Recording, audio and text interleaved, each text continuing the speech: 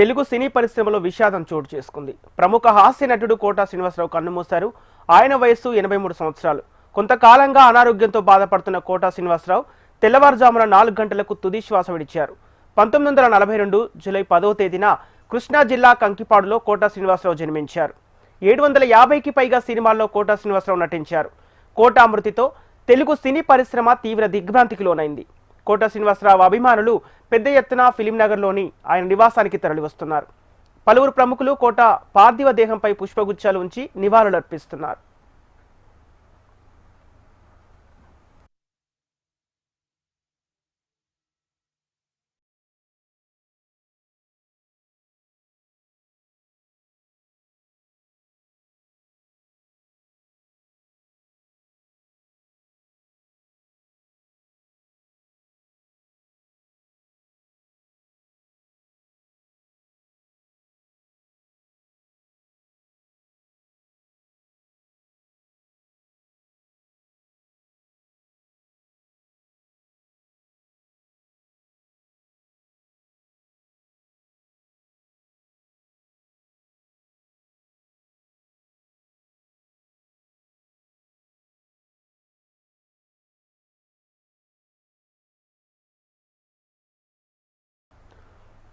నాలుగు దశాబ్దాలుగా సినీ రంగంలో ఎన్నో విలక్షణ పాత్రలో కోటా నటించారు.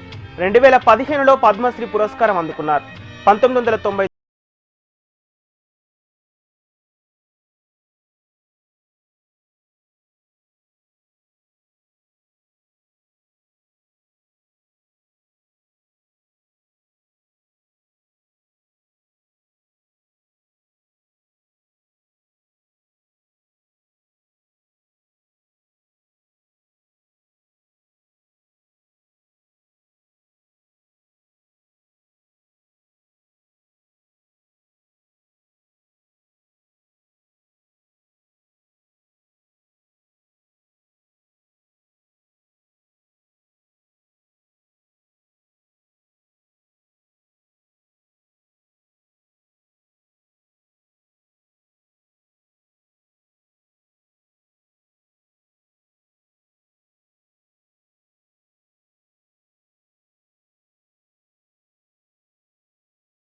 శ్రీనివాసరావు ప్రత్యేక గుర్తింపు పొందారు. విలన్ గానే కాకుండా ఎన్నో విభిన్న పాత్రల్లో పోషించారు. నాటక రంగం నుంచి వచ్చిన కోటా శ్రీనివాసరావు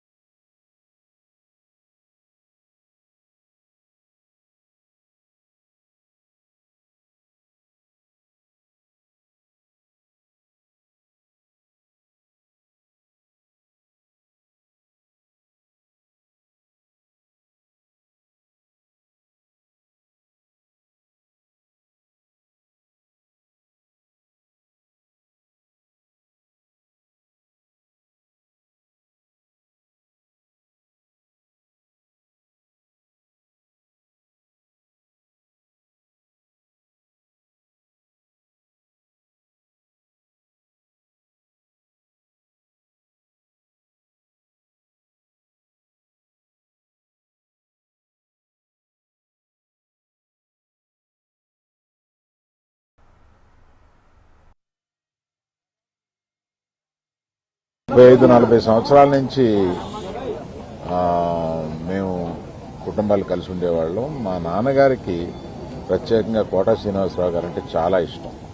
వాళ్ళిద్దరూ కలిపి చాలా సినిమాలు నటించారు. నాకు కోటా శ్రీనివాసరావు గారితో ప్రొఫెషనల్ సాన్నిహిత్యం ఎప్పటి నుంచి అంటే రౌడీ అల్లుడులో చాలా మంచి పాత్ర చేశారు ఆయన.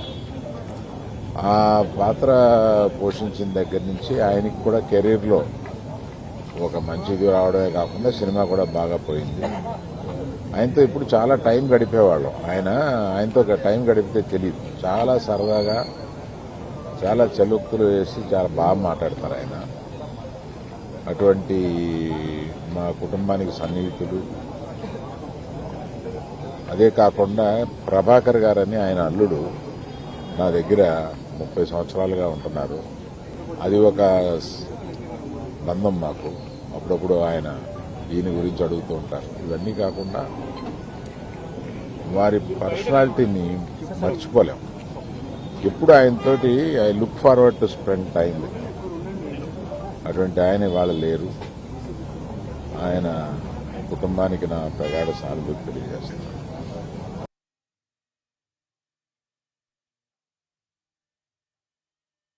కోటా శ్రీనివాస్ గారు మరణించడం చాలా బాధాకరమైనటువంటి అంశం. ఒక క్యారెక్టర్ ఆర్టిస్ట్గా, ఒక తండ్రిగా, విలన్గా తెలుగు చలనచిత్ర పరిశ్రమలో ఒక ప్రత్యేకతని సంతరించుకుంటున్నటువంటి సందర్భం.